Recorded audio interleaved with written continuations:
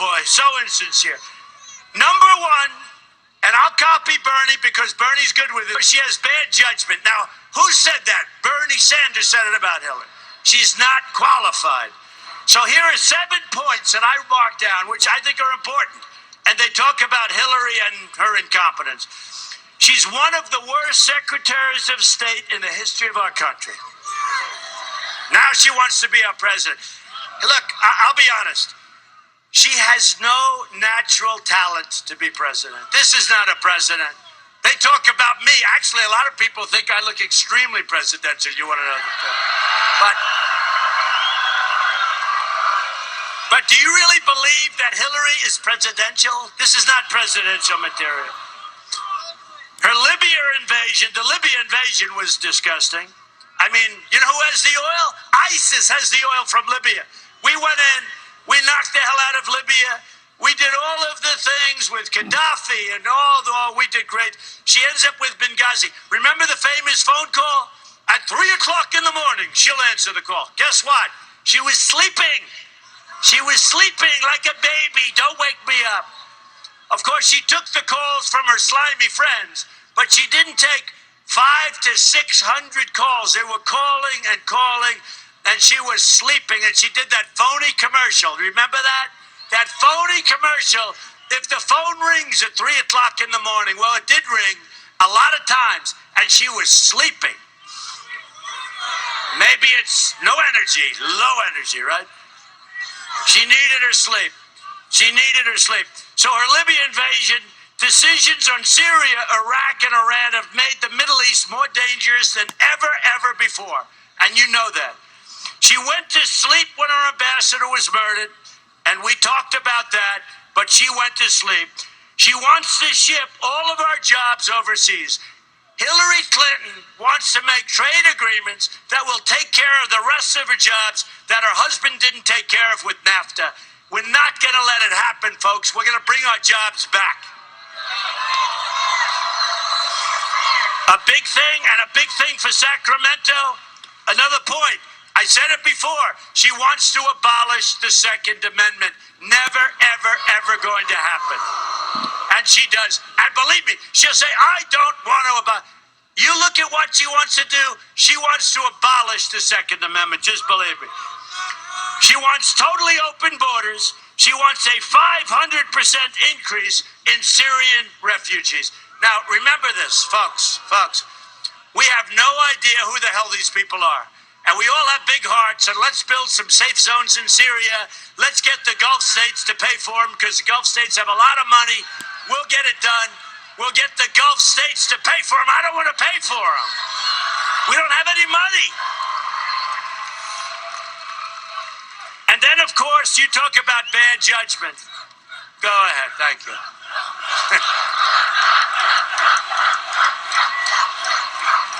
So you talk about bad judgment. She broke federal law by putting her emails on a secret private server that foreign countries could easily get to and hack. I mean, folks, if anybody else but her did this, they'd be in jail 2 years already. I mean, honestly, she should not be allowed to run. It's a disgrace.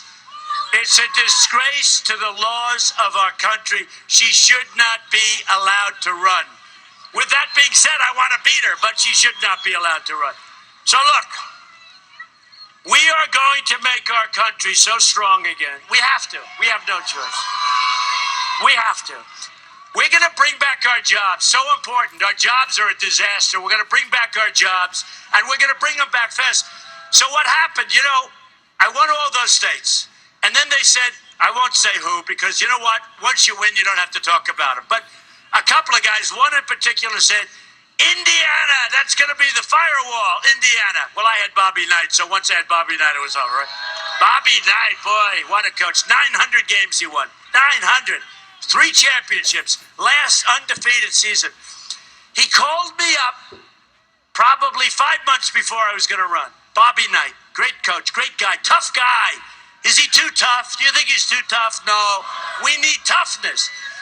And he said, you know, Mr. Trump, I don't know you, but you're the kind of guy I want to see run for president. This is before I decided to do it. It's a big decision. You know, it's not easy, believe me. It's a big decision. I have to deal with that scum back there that write all the bad stuff. Believe me, they write bad stuff. They write really bad stuff. Not all of them, some are good, but so many of them are such bad people. They're bad human beings, and they're liars, okay? They're liars. But Bobby Knight calls me up before I'm going to run. He said, you should run. I said, Coach, give me a number. If I do, I'm going to call you. And I sort of put it in the bottom of my desk. I had a pile of papers a mile high. And a friend came in, and he goes to, we won New York, we won Pennsylvania, we won Connecticut, we won everything. And then a friend came in, and he said, Donald, if you could ever get Bobby Knight. I said, I think I can. This is like a year later. And I said to him, Bobby Knight called me like a year ago, and he said I should run. Let me see if I can find. I lift up this pile of papers, and there's his number like sitting there. That's better than having an iPhone, right? That's the old-fashioned way. And I said, Coach, how are we doing? It's Donald Trump. He said, I've been waiting for you to call. And that was a week before I went to Indiana. And man, was he good. He was great. And we won in a landslide. But we won New York. We won Pennsylvania.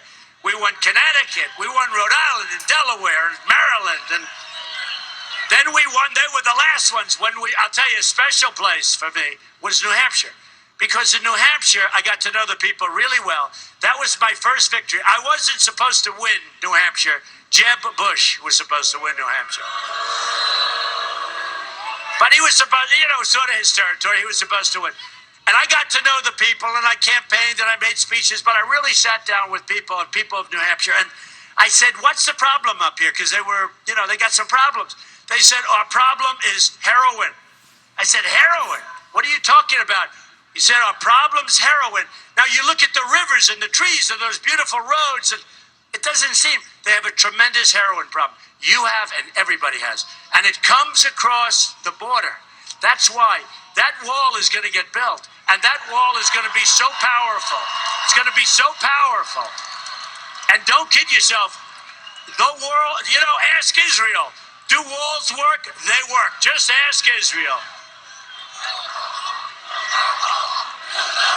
Have no choice. Have no choice.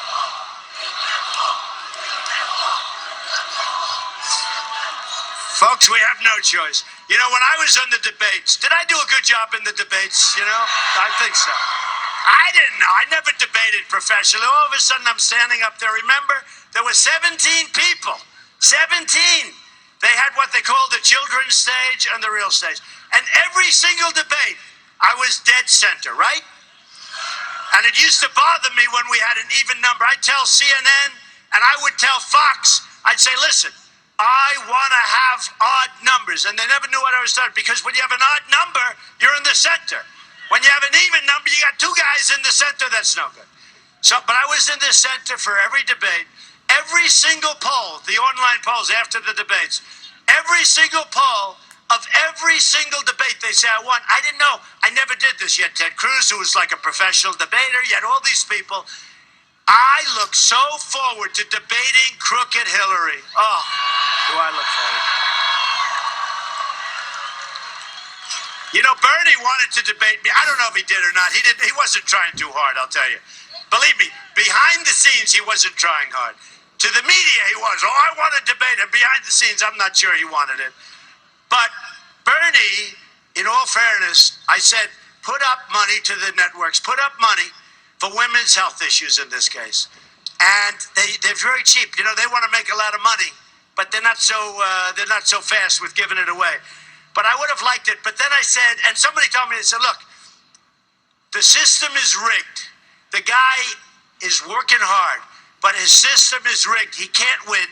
You shouldn't be debating the guy that comes in number 2. Does that make sense? Yeah. And the networks weren't coming through, but it would be a good spectacle. We knock off Bernie and then we knock off Hillary. I don't know. The problem is he can't win. His system's all rigged up. It's all rigged up for Hillary. So let's see what happens. But I look so forward to debate. Whoever the hell I have to debate, I don't care. But I look so forward to those debates. So here's what we're going to do. We have a country that doesn't win anymore, right? We know that. When was the last time, seriously, think about it. When was the last time we had a victory in this country? We don't have victories anymore. Did you see our GDP? It's like almost zero. If that happened in China, they'd have a revolution. They get down to 7%, 8%, and they start devaluing their currency again, which kills us because they take our jobs and they kill our companies when they do that. And they're not supposed to do that. And they're not supposed to be building fortresses in the South China Sea. They have no respect for our country. They have no respect for our president. They think he's a total lightweight. And now he's going to be campaigning. And you know what? He shouldn't campaign. He should go out and do the job that he's supposed to be doing, not campaigning. So we don't win anymore.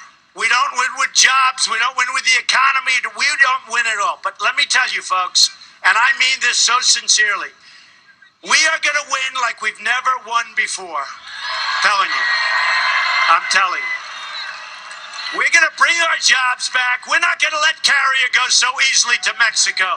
We're not going to let Ford build its plants in Mexico and other places. We're going to say, folks, you're not going to close plants in Michigan. I think I'm going to win Michigan. Michigan's another one. They're saying that a Democrat will win Michigan, except for a problem. They just looked at a poll. Trump is winning in Michigan because for 2 years I'm talking about how Michigan has been abused. That's why I won in Indiana. I won Indiana because for years I've been talking about what is happening with Indiana and certain companies, and then all of a sudden Carrier says they're leaving and they fire all those people. And those people used to attend my speeches like crazy. So here's the story. We don't win anymore. We're going to start winning. All right, we're going to keep an eye on Donald Trump's rally in California coming up. We'll check in with Newt Gingrich. He's here to weigh in on the 2016 race.